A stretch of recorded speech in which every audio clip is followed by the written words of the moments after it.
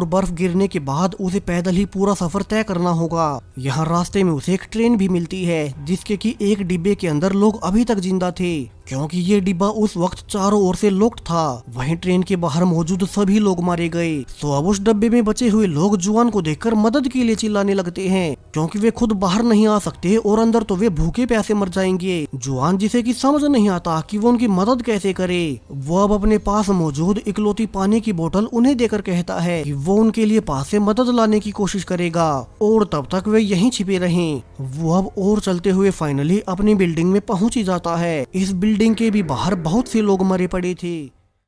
Fortunately सही वक्त पर कुछ लोगों को पता लग गया कि वे बर्फ से मर रहे हैं, तो अब इस बिल्डिंग में कई सारे लोग अब तक अंदर रहकर जिंदा बच गए। अब जुआन जल्दी से 10वें फ्लोर पर मौजूद अपनी पत्नी इलाना के पास गया और वो अब उसे सही सलामत देख बहुत खुश होता है। लेकिन अब उसे पता चला कि उसकी बेटी क्लेरा यहाँ नहीं है। इलाना उसे रिवील करती है कि कल रात उनकी बेटी क्लेरा अपने दोस्तों के साथ पार्टी करने बाहर चली गई थी और उसे नहीं पता कि अब वो कहाँ होगी, क्योंकि अब ना तो किसी का फोन ही काम कर रहा है और ना ही इलाना को उनकी बेटी की दोस्त के घर का पता था जिस दोस्त के साथ उसकी बेटी कल गई थी। इसीलिए इलाना लगातार रोए जा रही है। सो जुआन अब इलाना को शांत कर यकीन दिलाता है कि वो उनकी बेटी को कैसे भी करके ढूंढ निकालेगा और इसके लिए वो पहले क्लेरा के स्कूल में जाएगा ताकि वहाँ से उसे उसकी उसी दोस्त का एड्रेस मिल जाए। जबकि बाहर बिल्डिंग के बाकी लोग नोटिस कर लेते हैं कि कैसे जुआन अपने मास्क की वजह से बाहर सेफली घूम रहा था और उन्होंने इसके बारे में अपने एक लीडर चार्ली को भी बता दिया। सो जब जुआन अपनी बेटी को ढूंढने बाहर निकल ही रहा था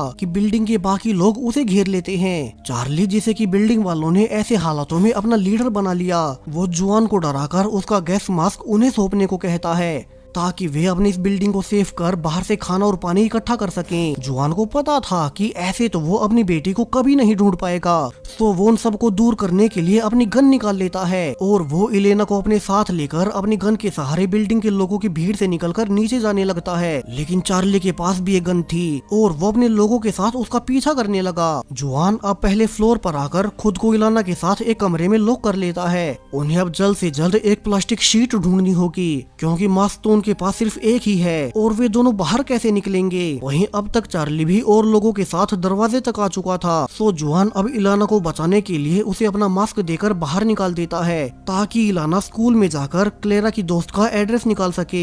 इससे कम से कम इलाना उनकी बेटी को तो बचा ही लेगी। और जुआन ने अपना सेफ्टी सूट इलाना को पहनाकर बाहर निकाल दिया, जबकि बाहर से चार्ली बाकी लोगों के साथ दरवाजा तोड़ अब अंदर आ ही जाता है। लेकिन जुआन तो इसके लिए पहले से तैयार था। उसने तभी अपने मुंह पर प्लास्टिक ढककर इस कमरे की विंडो तोड़ दी, जिससे कि स्नो अंदर आने लगती है और